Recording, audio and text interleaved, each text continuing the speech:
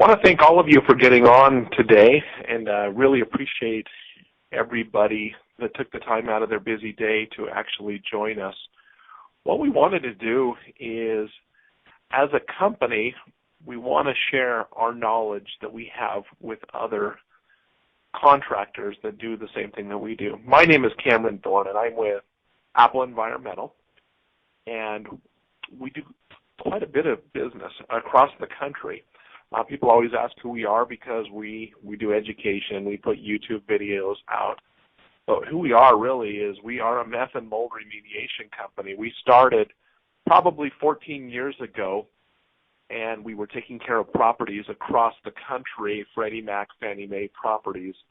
And in doing so, we came across a lot of homes that were dirty with meth and with mold, and decided we wanted to be a part of that. And so about 3 years ago, we broke away from that company, ended up selling it, and then just focused our time on cleaning meth and mold rather than taking care of all aspects of homes that had been foreclosed upon. And so we are a remediation company first.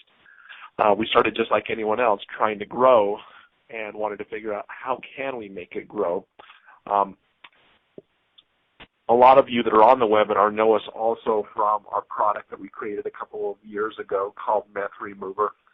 And that is another thing that we do is we sell a product. We don't just use it. We sell it to other companies as well, as we decided we wanted something to work better and cost less. And after we used it on hundreds of homes, the light bulb finally went off, and we said, let's sell this to some of the other companies out there that do what we do, just simply because it's a better product. Our mission in starting this company was to assist other remediation companies in cleaning property, and so they could avoid future health risk inside of their own property. And so the way we do that is through education. And so we're going to go through a couple of things that we have done. When we got started, we were just like any other business. We started thinking, who can we market to? So what we did is we made a list of everyone we thought we could market to. And this is the list that we actually came up with out of my notes. We thought, well, we could market to real estate agents because they're in and out of houses and that's all they work with. And there's possibly people that don't want to live in a home that's been contaminated. We looked at home inspectors. Home inspectors should be testing all properties to see if they are contaminated with meth and or with mold. So we thought, home inspectors may be a good one. Looked at home investors as they're turning properties quickly. A lot of them don't use real estate agents. They just work on their own. It's cash basis. A lot of them put rentals in there, and surely they wouldn't want to put any people in harm's way, and so they should be testing. We also did BNI groups. BNI is Business Networking International, and I belong to some chapters and director here in the Salt Lake City area, so I thought, maybe we ought to be looking at that as well. We looked at city municipalities, especially talking to people that are in crime scene, the police departments, the fire departments, and the health departments. Obviously, they would know when a home has been made dirty through, meth contamination. So we thought, that'd be a good one.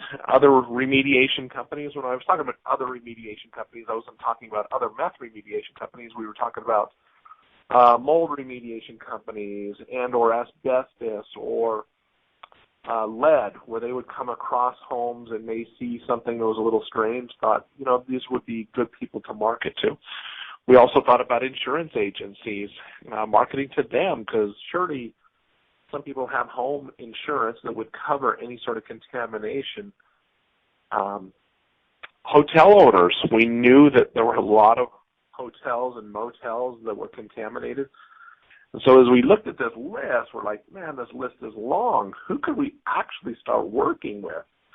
But before I go any further, there were some things that we knew.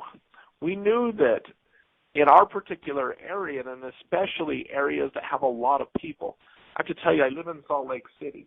Supposedly a very clean area, at least that's what it's known for, but meth now affects, in our particular area, 1 in 10 families. And as far as properties, we go to certain areas where just about every property tests positive, not only because people were just using it while they were living there, but we also knew that contractors were using methamphetamine while they were building some of these properties. We also knew that very few companies were remediating meth. There's literally millions and millions of properties across the United States, and very few people are actually doing it. Some of them just don't know how. Some because their regulations are tough. Some of them just feel like there's not meth in their area where there really is. There's meth everywhere. You know, it's not just the big cities. It's in the small towns as well. Meth doesn't discriminate where it's at. So the other thing that we knew is most contaminated properties are contaminated as user sites and not meth labs. Many states believe that you don't have to clean the property unless it's a meth lab and it's been busted. Ask yourself this question: would you or your spouse move into a home if you actually knew that somebody was using meth and there was meth currently in your air ducting system and or on your walls? 99% of people would say, no, I wouldn't move in there. I wouldn't, especially a lot of you that are on the line, because you know what's in there. User sites have to be remediated the same way that you do as if you found a meth lab. It's the same process. Millions and millions of properties need remediation, and the market isn't slowing down. We're finding just on our own that meth users, they go from property to property to property, from hotel to vehicle to next property. They're constantly on the move, and very few people can get off of it. And so the market isn't actually slowing down. It's speeding up because we have literally millions of people that are using meth, contaminating properties, and eventually catches up to them. They end up leaving that property because they didn't pay their bills and or their rent, or they get kicked out. They have to find another place to go, and they're going to go use it there as well. They just don't quit cold turkey, very, very few. We also know that apartment complexes and hotels have higher percentages of contamination than homes, especially apartments that share air systems, which is a lot of them. Those are some of the facts that we know currently about contaminated properties. That's why we were looking at it. Who should we market to?